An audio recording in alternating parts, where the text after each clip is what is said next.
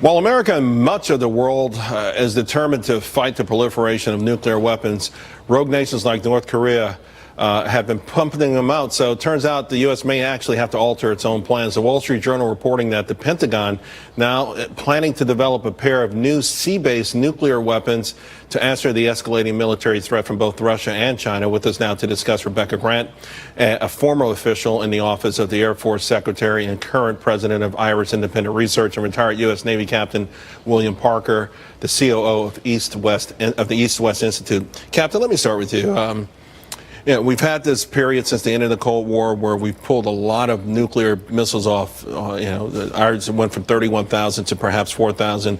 But there is a change from strategic nuclear missiles to perhaps a new war or proliferation of tactical weapons. What are your thoughts? Well, my thoughts are the nuclear posture review, first of all, is it's great that this president has gone after this very early. But as you look at it and you look at the fact that you have 15 kilotons was the yield of Hiroshima, and we're now at 450 to 500 kilotons of yield for each missile that comes out of a submarine-launched ballistic missile, it's time to go back and look at lower yield weapons again.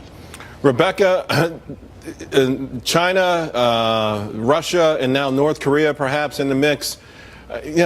We may have the makings of a new arms race, and certainly a different sort of arms race, and that may call for a different sort of weapons. But these tactical nukes, don't they carry a higher degree of risk?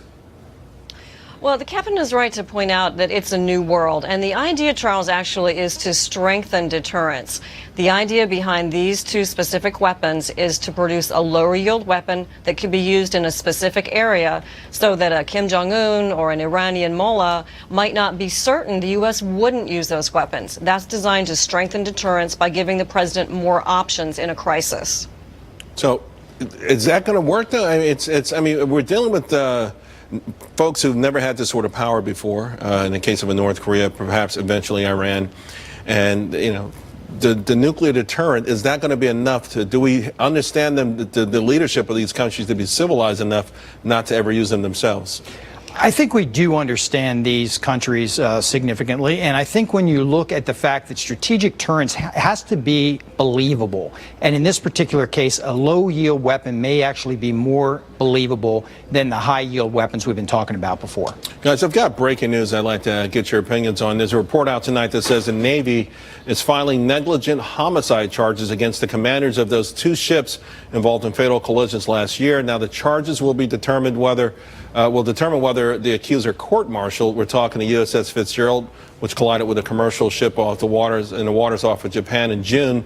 That killed 7 sailors. 10 sailors were killed when the USS John S. McCain collided with an oil tanker in Southeast Asia in August. Captain, I've got to start with you on this. It's just a terrible spate of accidents with the Navy. Is this, do you think, maybe the right move here?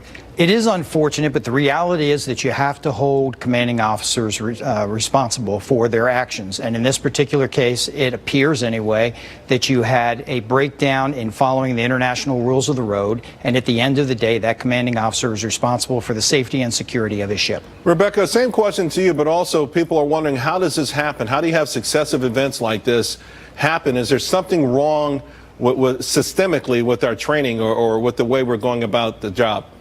And the Navy's asked that question. Was it just a 7th Fleet Pacific problem, or does it extend throughout the Navy's surface warfare community?